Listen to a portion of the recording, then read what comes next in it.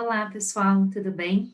Bom, a aula de hoje eu quero falar com vocês sobre nulidade e anulabilidade, algumas diferenças.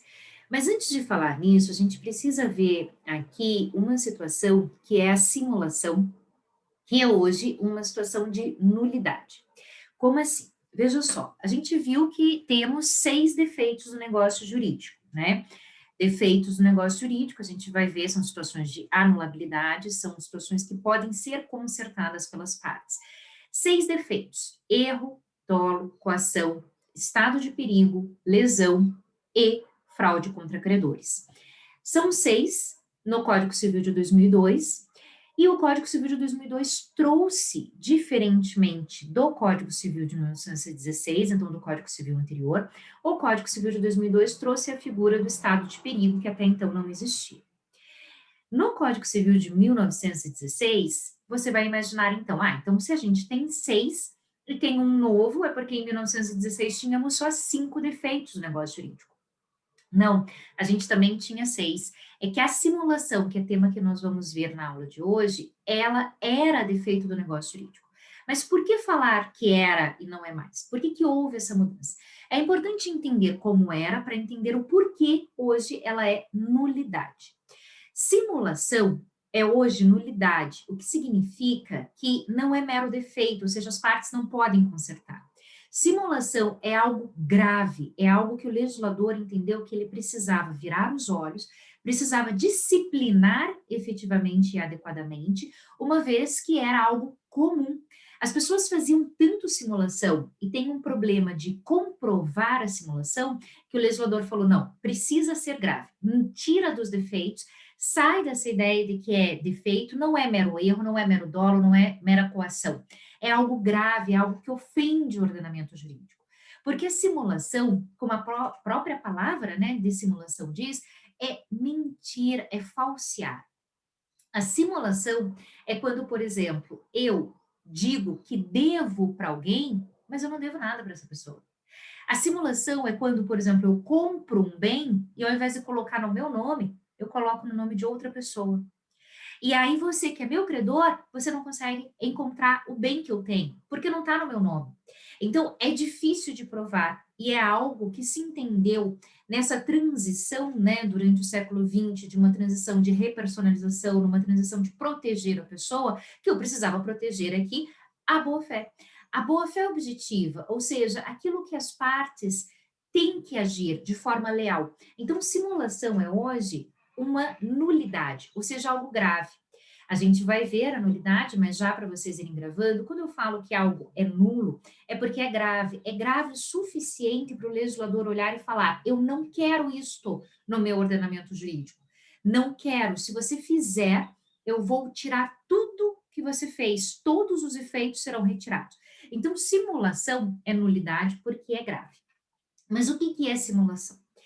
Bom, simulação é nulo e a gente tem o negócio jurídico simulado de forma total e o negócio jurídico simulado de forma relativa. Como? A gente tem a simulação absoluta ou a simulação relativa. Simular é falsear. Quando eu digo, por exemplo, né, olha, eu não posso te pagar porque eu já estou devendo para fulano. Então eu falo para o professor, olha, eu não posso te pagar porque eu já estou devendo lá para o professor Rafael Zanorense. E aí eu faço uma declaração falsa, eu escrevo, eu faço aqui toda uma simulação de que eu devo para ele, então eu não vou te pagar porque eu devo para ele, a minha obrigação para com ele venceu antes, então eu tenho que pagar primeiro a ele para depois pagar a você. Só que, se eu não devo nada para ele, eu estou agindo de má fé, eu estou mentindo, eu estou simulando, eu estou prejudicando você patrimonialmente, porque você poderia já receber, mas eu minto que devo para outras pessoas ou para uma única pessoa para não te pagar. Isso é uma simulação absoluta. Absolutamente ela é mentira, absolutamente ela é uma falsa declaração. Quando a gente fala na simulação relativa, a coisa é diferente. É como se eu fizesse o seguinte: olha, eu vou comprar um imóvel, ou um bem imóvel, vamos imaginar que eu compro um carro.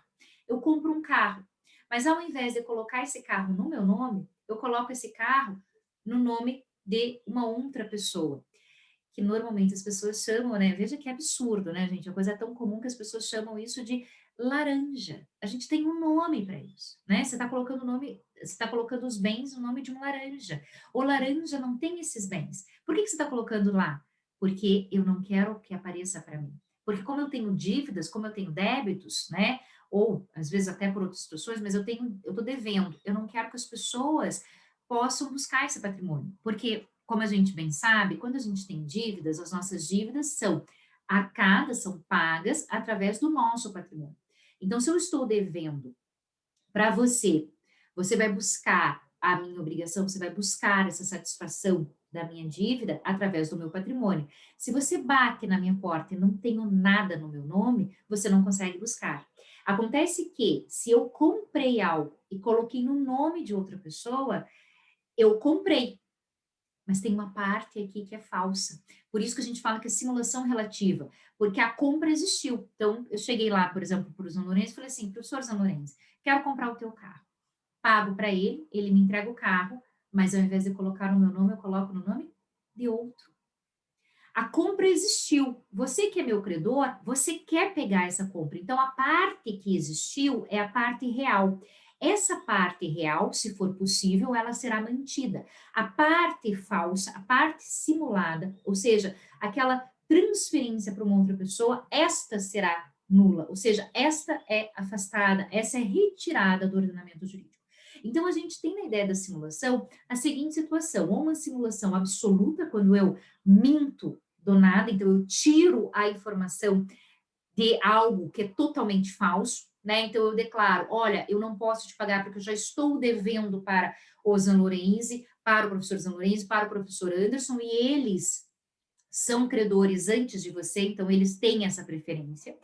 Isso é uma simulação absoluta, porque não tem embasamento, ou eu tenho uma simulação relativa, quando há um negócio jurídico que existiu, mas ele é mostrado, ele é dentro da realidade, dentro do ordenamento jurídico, verificado como algo diferente.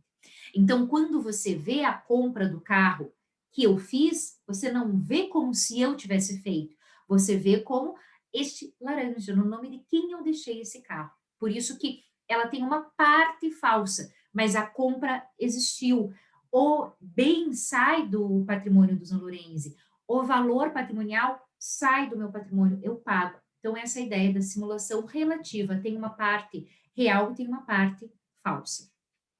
O artigo 167, ele vai tratar sobre a simulação. Então, vamos ler um pouquinho, até para fazer essa leitura crítica e fazer uma análise do que seria a simulação.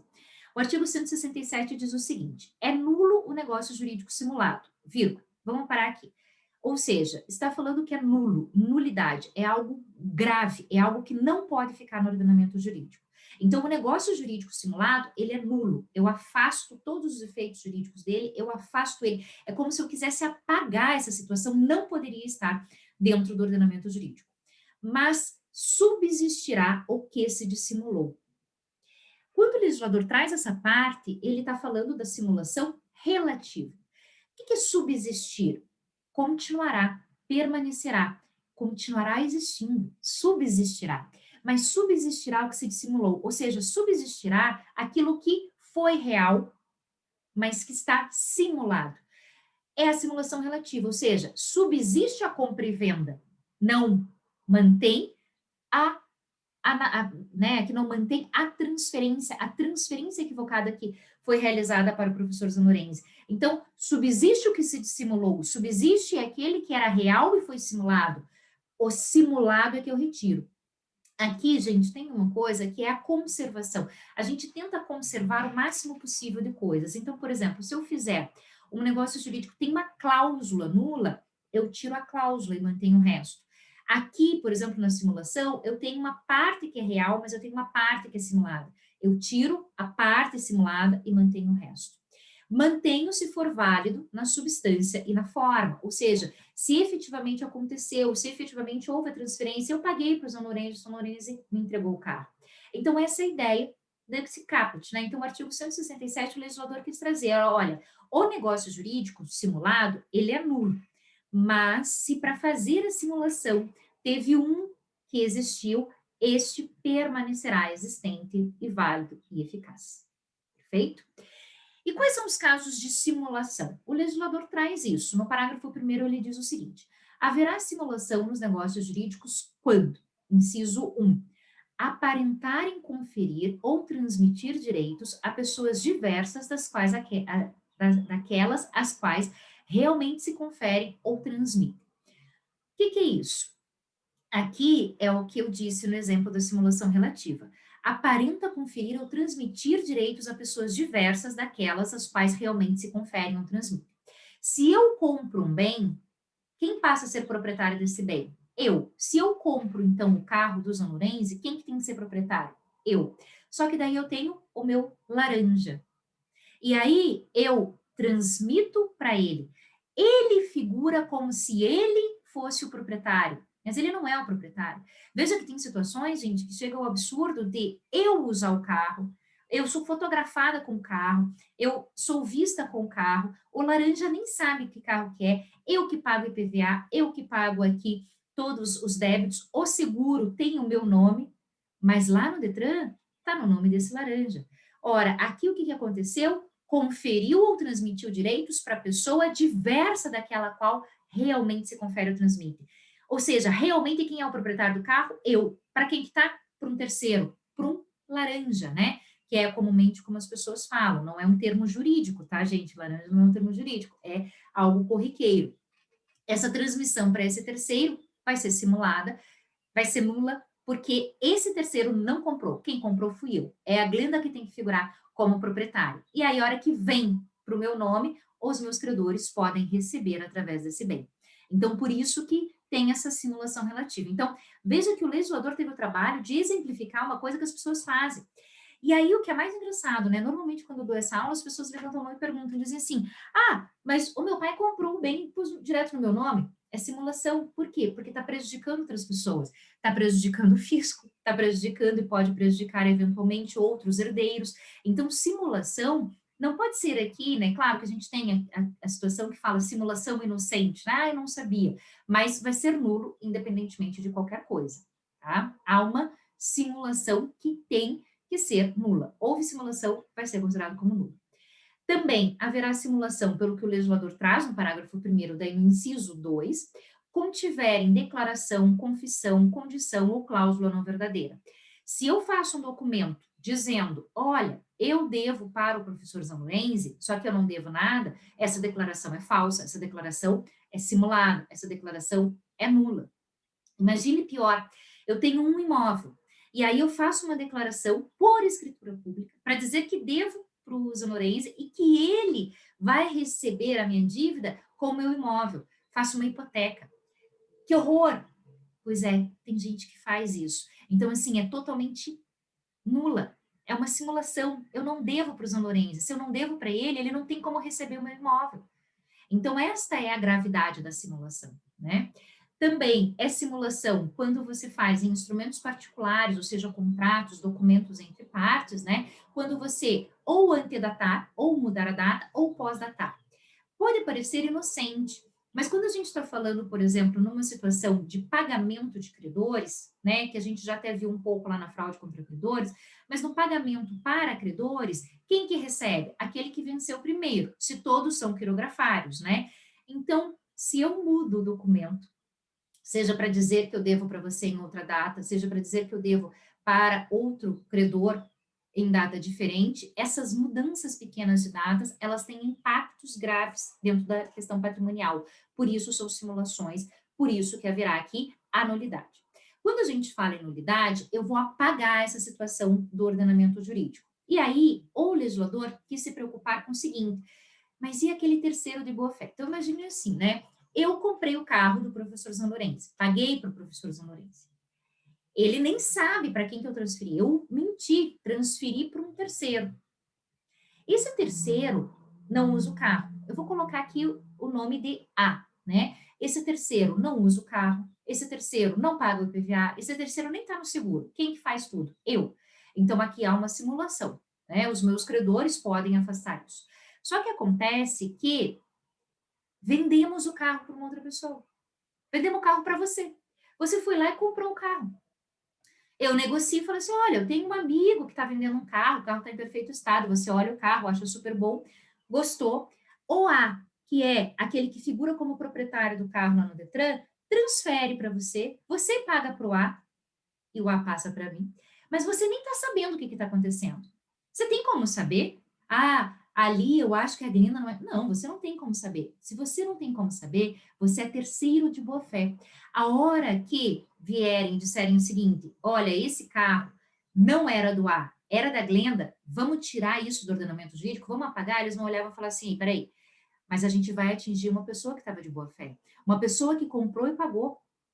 Essa pessoa não tinha como saber, nem sabia e nem deveria saber que ali existia uma situação de simulação.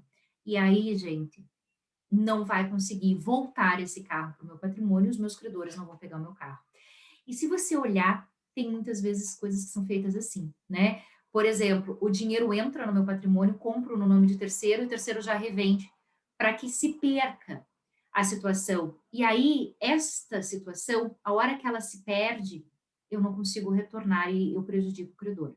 De toda maneira, eu sempre tenho que pensar que todos estão de boa fé, menos aquele que simulou. E é só ele que deve arcar com a consequência, não o terceiro que contratou depois, e nem, muito menos, a pessoa que contratou anteriormente. Então, aqui, o professor Zandorenzi não pode ser prejudicado, porque ele vendeu para mim, eu paguei para ele.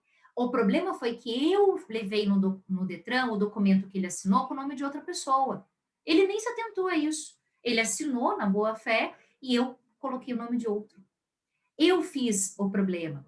E aí, eu vendi para você. Então, você e os Amorense são boa fé, vocês não podem ser prejudicados. Então, a simulação vai ser nula, vai ser apagada do ordenamento jurídico, desde que não prejudique terceiros de boa fé, como nesse exemplo que eu fiz, você que teria comprado o carro. Perfeito? Aqui, só para fechar a questão da simulação, a gente tem simulação e fraude à lei como duas situações que são situações de nulidade. Simulação, a gente simula, a gente falseia. Fraude à lei é quando eu realizo algo para fraudar a lei. Então, eu tenho um ato verdadeiro, mas que eu minto. Então, por exemplo, né? Aqui uma situação só para vocês saberem. Doação ou testamento não podem ser feitas para pessoas aqui, né, que são consideradas amantes. Então, se eu sou casada, eu não posso doar um bem para o meu amante, né? O ordenamento jurídico proíbe. Aí você vai pensar, nossa, professora, mas isso ainda existe, já que a gente tem hoje, por exemplo, pelo ordenamento jurídico, pela Constituição Federal, a ideia de família simultânea? É, mas só que a gente ainda tem determinados dispositivos que são dentro daquela ideia mais da monogamia efetiva, né, de um casamento monogâmico. Então, se eu sou casada, eu não posso doar um bem para o meu amante. Então, eu quero doar, ou seja, eu quero fazer uma coisa. Aí eu faço uma doação para o filho dele, né, ou para a mãe dele. Esta doação só foi feita para fraudar a lei. Fraude à lei não é simulação. Eu não estou prejudicando alguém patrimonialmente. A minha intenção não é prejudicar o patrimônio. A minha intenção é que a lei não atinja naquela situação. Então, na fraude à lei, que também é nulidade, a ideia é contornar as palavras da lei para que a lei não se aplique. Então, fraude à lei é quando eu realizo algo para que a lei não se aplique ao meu fato. E a simulação, eu falseio a verdade, eu apresento fatos diferentes. Eu quero um prejuízo patrimonial, né? Aqui há um prejuízo patrimonial. Então, na simulação, eu mudo os fatos. Na fraude à lei, eu simplesmente faço e falo para que a lei não se aplique. Como eu não posso doar para o meu amante, eu faço uma doação para alguém da família dele. Simulação e fraude à lei é diferente, as duas são nulidades. Simulação e fraude contra credores são super diferentes, porque simulação é nulidade e fraude contra credor é anulabilidade. Mas você consegue entender a distinção? Na simulação, a coisa sequer vem para o meu patrimônio, por exemplo, né? Eu compro o bem do Zé Lorenzi e já passo para um laranja. Na fraude contra credor, o bem é meu, eu estou devendo para alguém e disponibilizo, disponho, há uma disponibilidade desse bem. Ou eu faço uma doação, ou eu vendo para alguém, prejudicando este. Então, a fraude contra credor, o bem estava no meu nome. O patrimônio sai. Na simulação, o patrimônio não chega sequer a entrar. Né? Essa situação que eu falei, eu compro, mas não fica no meu nome, você não tem como saber. Na fraude contra credor, estava no meu nome e agora foi vendido, e agora saiu, porque eu doei ou porque eu vendi. Na simulação, nem chega. Por isso que a simulação é mais difícil. E a simulação, por ser mais difícil, entende-se como nula para que eu possa alegar a qualquer tempo. Essa questão da alegação a qualquer tempo, a gente vai ver ainda, né, nessa aula, quando a gente trabalhar nulidade e anulabilidade, as diferenças. Ok, pessoal? Bom, de simulação era isso que eu queria falar com vocês. Então, tem mais um vídeo para falar um pouquinho sobre nulidade e anulabilidade. Até, pessoal!